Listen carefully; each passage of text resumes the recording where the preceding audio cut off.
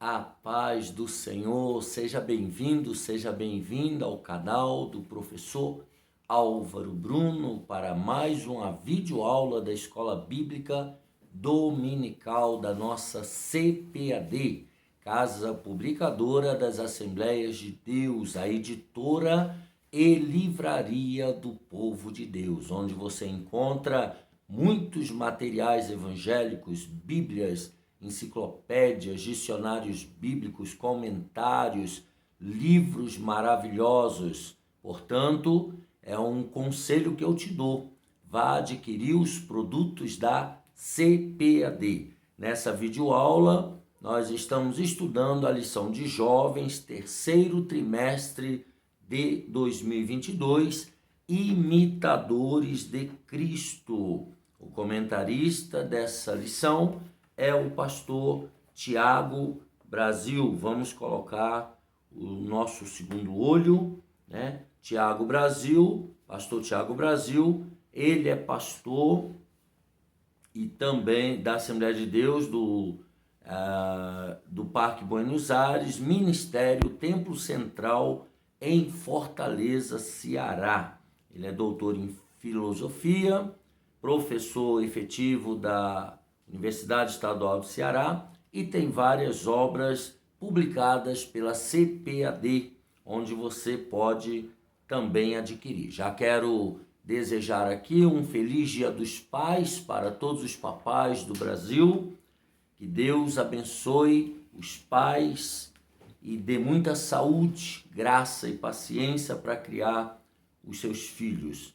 Lição 7, 14 de agosto de 2022, título: Quem segue a Cristo anda em fidelidade.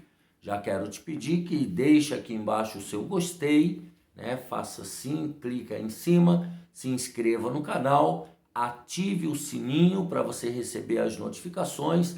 Não esqueça, deixe aqui embaixo o seu comentário, um glória a Deus, ou alguma observação, ou um bom dia, a paz do Senhor, mas se manifeste.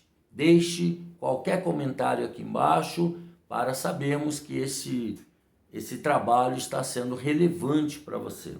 Se perdeu alguma lição, clique aqui embaixo também, tem uma playlist, vai até lá, assista, aprenda, para você não perder o raciocínio desse trimestre de jovens. Vamos então na lição 7, o texto principal, que está em 2 Timóteo 2:1, um conselho de Paulo a Timóteo, que é: Tu, pois, meu filho, fortifica-te na graça que há em Cristo Jesus. Resumo: o soldado, o agricultor e o atleta são excelentes imagens para refletir sobre a fidelidade de cada crente no reino de Deus. Os objetivos dessa lição: primeiro, mostrar que precisamos ser fiéis ao Senhor como um soldado, saber o significado de ser fiel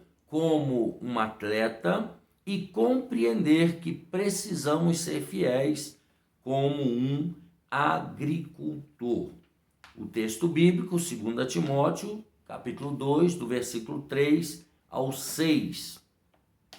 Paulo escreve: Sofre, pois, comigo as aflições, como bom soldado de Jesus Cristo. Ninguém que milita se embaraça com o negócio desta vida, a fim de agradar aquele que o alistou para a guerra. E se alguém também milita, não é coroado se não militar legitimamente. O lavrador que trabalha deve ser o primeiro a gozar dos frutos.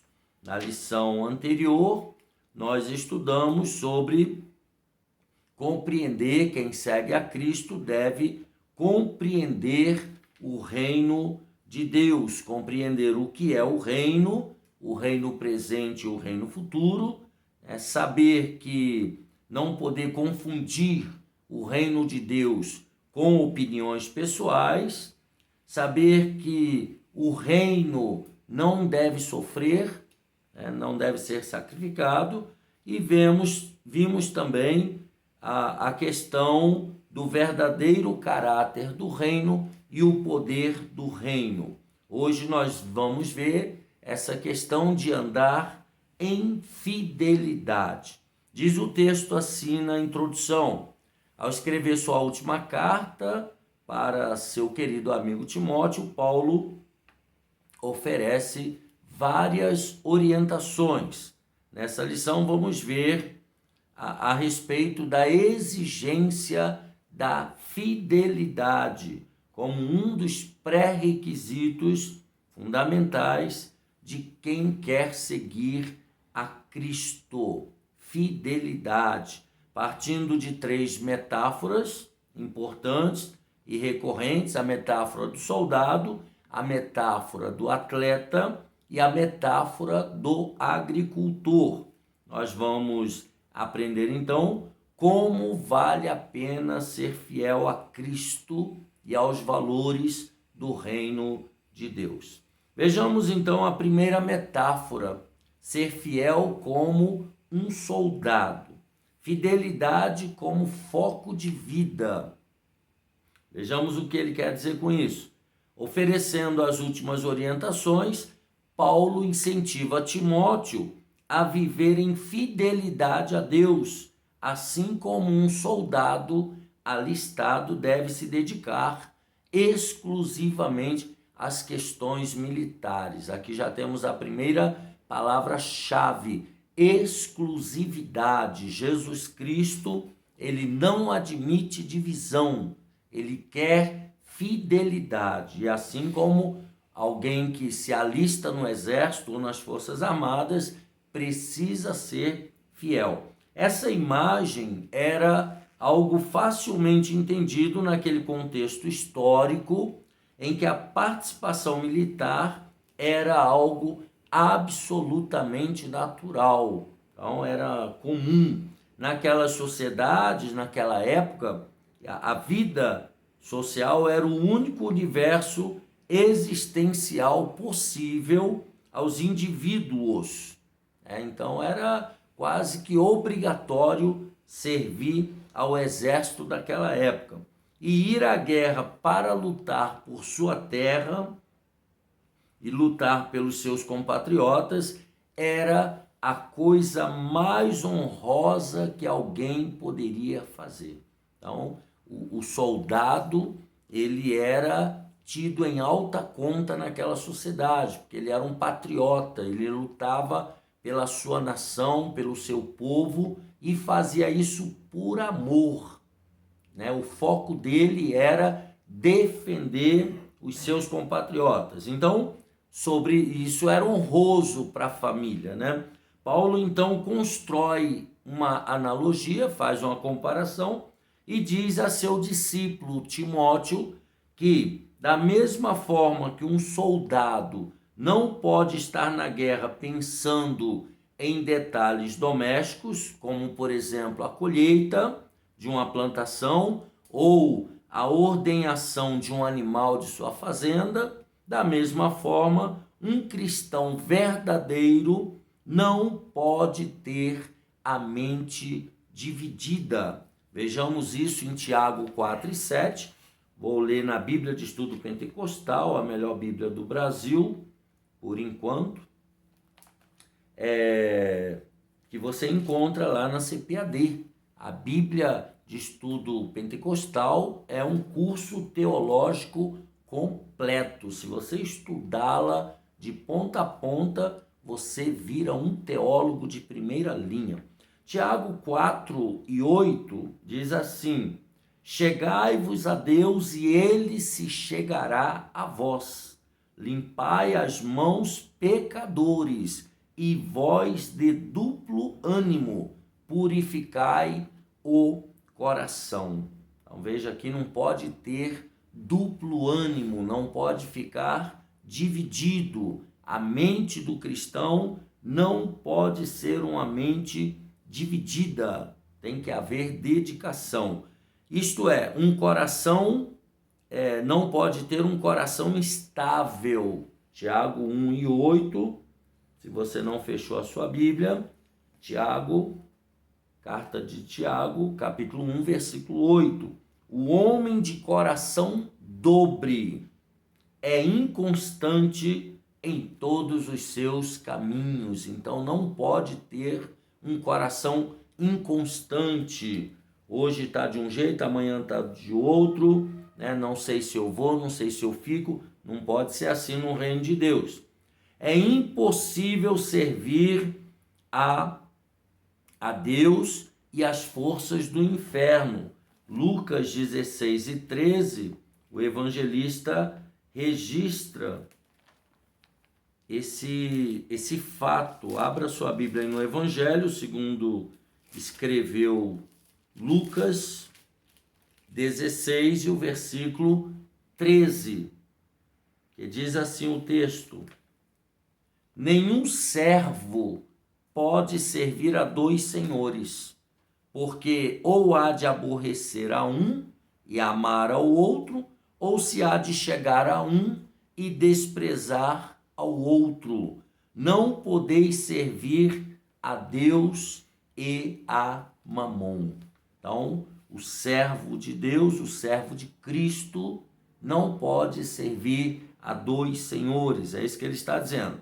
Então, precisamos ser pessoas de vidas transformadas por meio da operação do Espírito Santo em nossa mente, como diz o apóstolo Paulo em Romanos 12, 1 e 2. E nós vamos ler na Bíblia, tradução na linguagem de hoje, que também você acha lá na livraria CPAD, uma Bíblia com a linguagem mais atualizada, mais facilitada para compreensão. Romanos 12, 1 e 2. Portanto, meus irmãos, por causa da grande misericórdia divina, peço que vocês se ofereçam a Deus completamente, como um sacrifício vivo, dedicado ao seu serviço e agradável a Ele. Esta é a verdadeira adoração que vocês devem oferecer a Deus. Não vivam como vivem as pessoas deste mundo, mas deixem que Deus os transforme por meio de uma completa mudança da mente de vocês. Assim, vocês conhecerão a vontade de Deus, isto é, aquilo que é bom, perfeito e agradável a Ele, agradável a Deus. Portanto, é importante que o discípulo de Cristo ele se deixe transformar pelo Espírito Santo, transformar a sua mente. Se na guerra todos os sentidos não estiverem cativos àquele ambiente, se não houver uma concentração, a derrota pode ser vexatória, pode ser vergonhosa. E é exatamente isso que o apóstolo Paulo diz, dessa vez escrevendo a carta aos Coríntios, 1 aos Coríntios 14, e o versículo de número 8, que eu passo a ler na nova tradução da linguagem de hoje. 1 aos Coríntios 14, e o verso 8. Se quem toca a corneta não der um som bem claro, quem se preparará para a batalha? Então, se o corneteiro tocar o som errado, ninguém vai se preparar para a batalha. Então, nós vimos aí a fidelidade como foco de vida, usando essa metáfora do soldado. Uma outra questão, fiel em meio aos sofrimentos. Ainda explorando essa figura do soldado, Paulo convida Timóteo a ser resiliente. Resiliente é uma pessoa que resiste e continua resistindo sempre e sempre e sempre. Isso é ser resiliente. Tá? Você está sempre ressuscitando. A situação não era nada fácil. Paulo estava preso, pronto, às vésperas aí da expectativa da morte. O Império Romano estava massacrando os cristãos, uma perseguição terrível. Falsos pregadores tentando desestabilizar a harmonia interna daquelas jovens igrejas. Então, as igrejas e os cristãos estavam sendo extremamente perseguidos. Então, diante desse quadro, a oração do apóstolo Paulo, por seu amigo mais jovem, é por fortalecimento. 2 Timóteo 2:1, ele diz: sofre, pois, comigo as aflições como bom soldado de Cristo. É a questão da resiliência. E aí ele dá esse incentivo para Timóteo, dá esse encorajamento, né, para saber que aquilo ali que estava acontecendo estava dentro da normalidade. Ser fiel em tempos de bonança é muito fácil, né? Quando tudo está indo bem, é muito fácil. Até mesmo algo esperado. Contudo, o desafio lançado por Paulo é para manter a integridade em tempos de adversidade, que é o versículo 3, justamente esse que nós acabamos de ler. Na verdade, eu tinha lido a referência para outra questão, mas podemos dar uma olhada e corrigir a rota.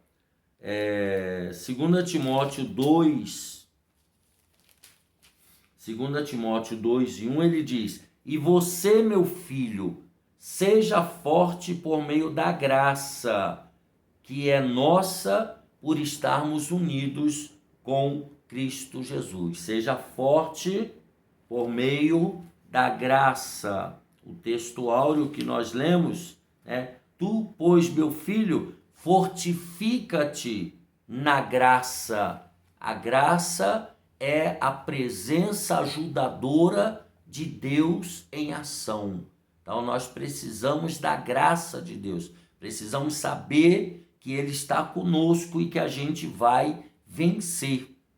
Aconteça o que acontecer, nós temos a certeza de que vamos vencer, porque estamos com a graça de Deus. E aí sim, em tempos de adversidade, nós temos que manter a integridade, que é quando ele diz: sofre, pois, comigo as aflições como bom soldado de Cristo. E ele continua dizendo: servir a Deus não é um convite a um passeio, mas é uma convocação para a guerra. Eu vou ler agora essa referência, Mateus 16:33, na Nova Almeida Atualizada.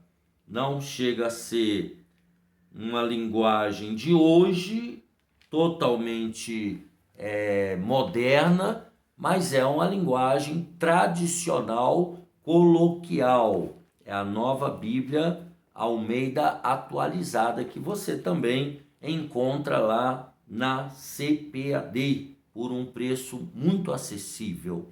Então, Mateus 16 e o verso 33, deixe-me achar o versículo. Parece que não tem 33 aqui, ou eu estou no lugar errado? João 16:33, é eu que estou errado, não é a Bíblia que está errada não. É João 16:33. Eu já estava achando que achei um erro. João 16:33. Falei essas coisas para que em mim vocês tenham paz. É diferente, né, da outra tradicional. No mundo tereis aflições. No mundo vocês passam por aflições, mas tenham coragem. Eu venci o mundo.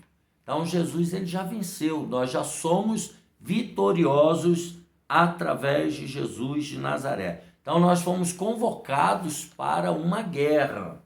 Não foi para um turismo nas ilhas gregas, né? Na qual, nessa guerra, ele mesmo, Cristo, é o comandante na linha de frente dos exércitos celestiais. Jesus está diante de nós. Subtópico número 3, vivendo em fidelidade para agradar a Deus. A característica final dessa metáfora do soldado aponta para a finalidade da fidelidade exigida. O soldado, ele precisa ser fiel ao seu grupo, à sua equipe, né, da qual ele faz parte. Devemos ser sinceros diante de Deus com o objetivo de agradar e honrar o nosso Senhor. As guerras que lutamos são contra as estruturas do inferno, é uma guerra espiritual. E vencer o maligno é nossa vocação como fiéis soldados de Cristo. Então há uma batalha espiritual e nós devemos lutá-la com as armas espirituais. Não devemos lutar por nossos próprios interesses ou em busca de uma honra própria. Todas as nossas batalhas são a serviço do Mestre e para a glória dele, para a glória de Jesus. Não somos, 1 Coríntios 10, 33, eu vou ler na Bíblia Holman, a mais nova Bíblia lançada pela CPAD, a nossa editora, a editora do povo de Deus. Olha o que diz 1 Coríntios 10 e o versículo 33. Como também eu, em tudo agrado a todos, não buscando o meu próprio proveito, mas o de muitos, para que assim se possam salvar. 1 Coríntios 10, 33. Então nós buscamos a glória de Deus. Tudo é para o louvor da glória de Deus. Deixe-me ver aqui. Nós precisamos então agradar a Deus. Não somos dominados, não somos dominados pelo medo e nem pela covardia. Ao contrário, a operação do Espírito Santo em cada um de nós nos impulsiona a viver de modo a glorificar ao Senhor em todos os momentos. De tudo, assim como os valentes de Davi fizeram, de tudo para agradar ao seu líder. Assim também nós devemos, cada um de nós, agradar ao nosso Senhor Jesus Cristo. Então, pensando no tempo de múltiplas vozes, manter o foco no chamado de Cristo é fundamental. Nós temos várias vozes na nossa sociedade.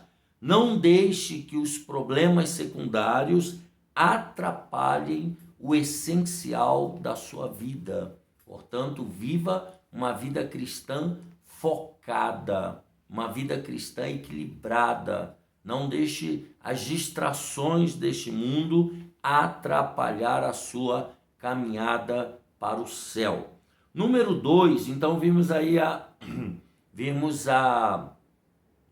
metáfora do soldado. Agora, número 2, a metáfora do atleta, fiel como atleta, encarando a vida com a dedicação de um atleta.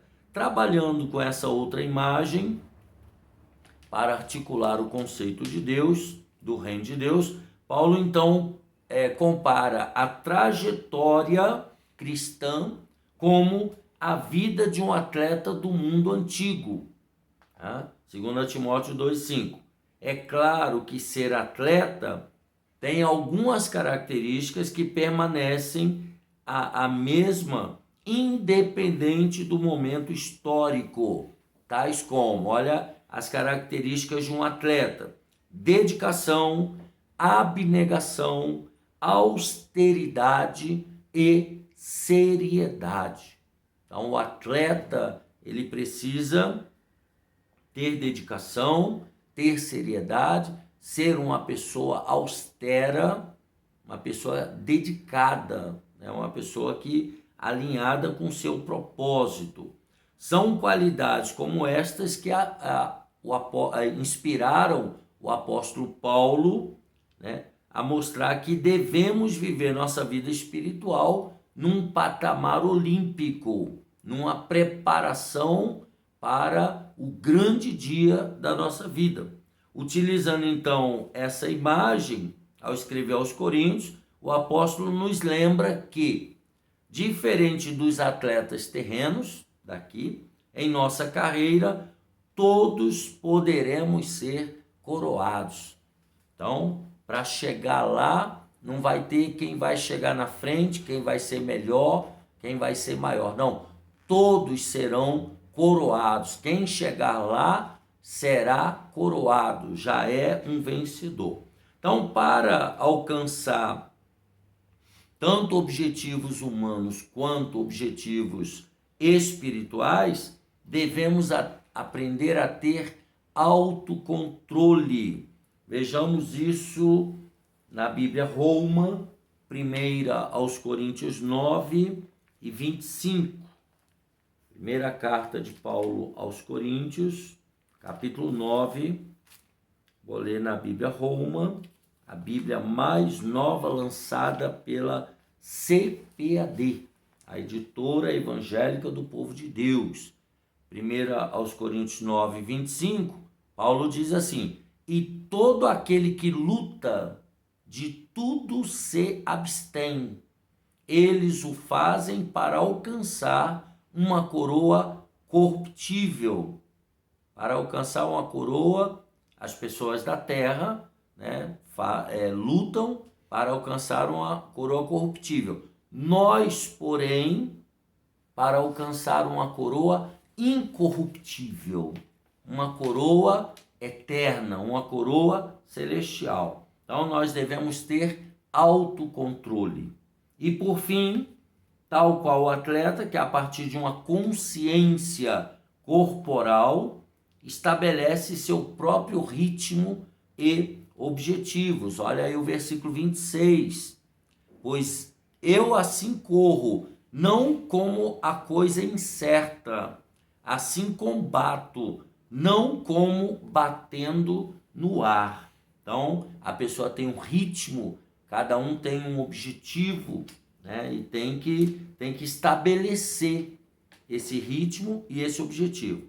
Também devemos reconhecer, aqui é uma coisa muito séria, que a vida é muito curta para se perder tempo com inutilidades, com coisas banais, com coisas pobres, com coisas que não trazem edificação. A vida passa muito rápido. Tenhamos foco e objetivo. O versículo 27, eu fechei minha Bíblia, se você é mais esperto que eu, você não fechou. 1 aos Coríntios 9, 27. Ainda bem que as páginas dessa Bíblia é mais fácil de manusear, né? Compre aí a sua Bíblia Roma, vá a CPAD, material maravilhoso. Olha o que diz Paulo: antes subjugo o meu corpo e o reduzo à servidão. Olha o autocontrole que o apóstolo tinha. Para que, pregando aos outros, eu mesmo não venha de alguma maneira a ficar reprovado. Não adianta pregar para os outros serem corretos e a própria pessoa não viver de maneira correta, né? Então temos que ter esses objetivos, ter esses focos. E aí ele diz: busque se dedicar ao reino de Deus e à sua causa, pois esta é a vontade de Deus. Depois, a partir dessa questão que ele fala do atleta, né, da dedicação, né, da abnegação, da austeridade, agora ele vai para um outro ponto, o árduo, mas glorioso caminho da vitória do atleta. E aí ele mostra coisas aqui que todos nós precisamos saber, não há facilidades para quem deseja viver a plenitude de Deus. Não tem facilidades. Essa jornada, assim como a jornada do atleta, ela não é uma rota de bonança, uma rota de facilidades, como alguns gostariam. Veja comigo 2 Timóteo 3 e o versículo 12. Olha o que diz o texto. Na verdade, todos os que querem viver piedosamente em Cristo Jesus serão perseguidos, sofrerão perseguição. Olha que realidade que o apóstolo Paulo mostra para Timóteo. Quem quer servir a Jesus vai sofrer perseguição. Eu sei que não é uma boa notícia, para os novos na fé, mas essa é a realidade, tá? Só desejos e vontades não colocam medalhas no peito do atleta. É necessário, e aí ele insiste nessa metáfora, é uma metáfora concreta. É necessário treinamento, abnegação e paciência. Também é assim que a lógica do reino se estabelece. Seguir a Deus sempre será uma escolha. Todavia, tomada essa decisão, só há um caminho, que é a renúncia. Não tem outro caminho. Se a pessoa tomou essa decisão, ela vai precisar viver uma vida de renúncia. Vamos ver Lucas 9, 23. Olha o que Jesus falou aos discípulos. Ao que Jesus respondeu: se o Senhor pode... Não, eu estou em Marcos, mais uma vez, estamos equivocados. Lucas 9, 23. Jesus dizia a todos: se alguém quer vir após mim, negue-se a si mesmo, dia a dia, tome a sua cruz e siga-me. Negue-se a si mesmo. É uma vida de renúncia. Para andar com Cristo a caminho do reino de Deus, tem que haver renúncia. E o atleta tem que fazer isso. Segundo, a felicidade de quem venceu na vida de modo íntegro. Aqui está tratando de uma outra terminologia: integridade, honestidade. Paulo nos ensina então nessa imagem, que faz uma correlação entre o reino e a vida do atleta, que a vitória a qualquer custo é bem pior do que uma derrota. É bem pior do que uma derrota. Não há benefício em uma vitória alcançada através de trapaças e enganos. Não há mérito nenhum em se ganhar burlando as regras. Ainda que todos possam ser enganados, é o próprio coração do trapaceiro que o condena. E este tipo de denúncia é simplesmente insuperável.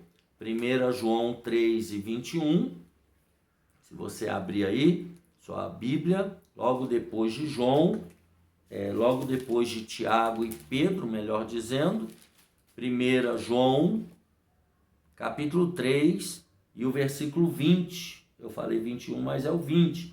Pois se o nosso coração nos acusar, Deus é maior do que o nosso coração e conhece todas as coisas. Então, o trapaceiro tem dentro de si, dentro do seu coração, o acusador. Ele nunca vai viver em paz, ele vai estar sempre sendo denunciado. É melhor ser um perdedor honesto do que um cínico vencedor. Aqueles que foram derrotados na vida podem se levantar novamente e reconstruírem suas histórias.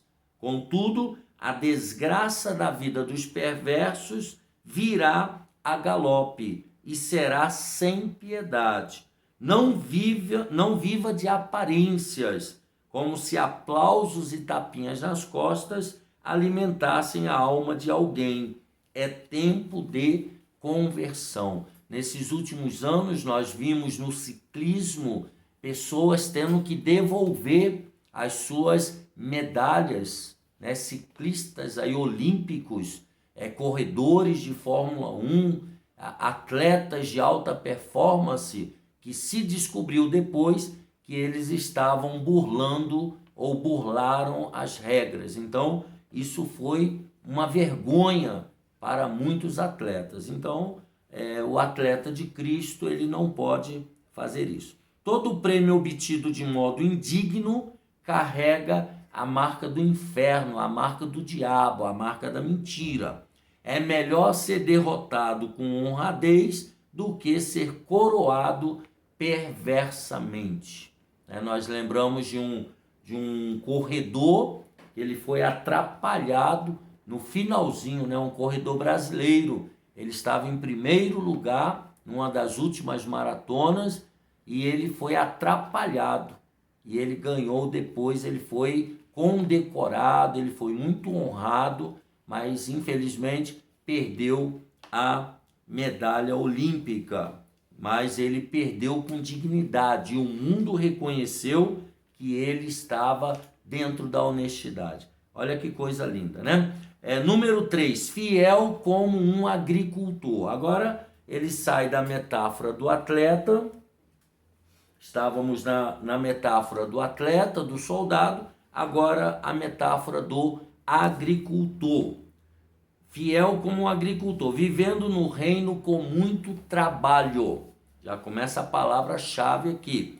Viver junto de Deus é maravilhoso, entretanto, isto não implica em uma vida de facilidades e despreocupações. Não, pelo contrário. Participar do reino envolve muito trabalho e muitas responsabilidades. É claro que para o preguiçoso isso é péssimo, mas para quem deseja um compromisso sincero com o Altíssimo, sempre será um enorme privilégio. Jesus, ele é o nosso padrão, nós seguimos o padrão de Cristo. Assim como ele se dedicou à sua missão de maneira irrestrita, também devemos nos lançar em um esforço para cumprir as ordenanças do Mestre. Nós seguimos Jesus, ele falou, meu Pai trabalha e eu também trabalho, e nós também estamos trabalhando. A exortação de Provérbios 6 nunca foi tão atual como em nossos dias. Testemunhamos muitas pessoas buscando um cristianismo descartável, um cristianismo fast food. Gente que se reconhece como consumidor de um produto e que exige tratamento de primeira classe na igreja local. Então, são pessoas que só querem as benesses do reino de Deus, ar-condicionado, tapete vermelho. Então, essas pessoas são incapazes de servir ao próximo, elas só querem o comodismo. Nunca cooperam de forma direta onde congregam e acreditam que podem pagar para que outros trabalhem por elas. É urgente uma mudança de paradigma e uma transformação que lembre a todos de que não somos mais do que escravos, somos servos, somos empregados e mordomos de Cristo. Então precisamos sair do comodismo. Número 2, então há um trabalho para cada um no reino de Deus. A metáfora do agricultor também se refere às interações do reino. Lembremos-nos de que uma das maiores dificuldades para viver uma vida cristã é conformar-se à lógica da fé. Não há nada mais desafiador do que o plantio. O agricultor lança pequenas sementes em terra seca, as enterra antes que qualquer chuva venha, trabalha de modo dedicado na confiança de que aquilo que for necessário para a sua plantação crescer acontecerá. Isso aqui chama-se fé, tá? Tal qual um semeador de sonhos e futuros, devemos viver em completa entrega nas mãos do Senhor, sempre confiando que Ele fará o melhor para as nossas vidas. Então, precisamos nos entregar, precisamos ter fé. E aí ele comenta, numa sociedade materialista, como a que a gente vive, sugerir que as pessoas vivam pela fé é um grande desafio. Por quê? Porque as pessoas acreditam no poder da sua força, da sua saúde, do seu dinheiro.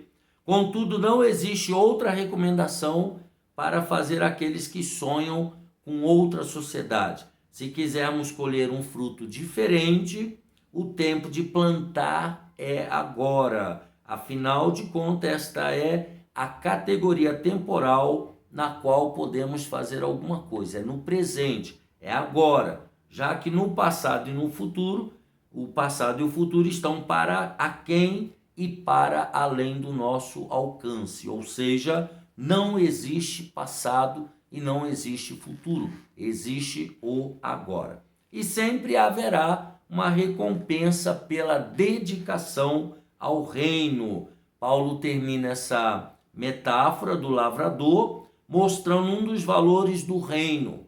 Deus, em seu amor e justiça, jamais permitirá que fiquemos sem o prêmio pelo nosso trabalho, pelas nossas ações. Mesmo sabendo que não merecemos nada, Deus nos ensina e generosamente Ele nos ama e Ele nos abençoa. Então, eu e você não devemos ser interesseiro, trabalhar para o reino apenas ambicionando um prêmio. Todavia, o Altíssimo nos presenteia após cada missão com dádivas celestiais. Alegre-se por isso, desde já, pois Ele é amoroso e cheio de compaixão. Ou seja, há uma recompensa para cada trabalhador no reino de Deus. Você tem se esforçado pela implementação do reino?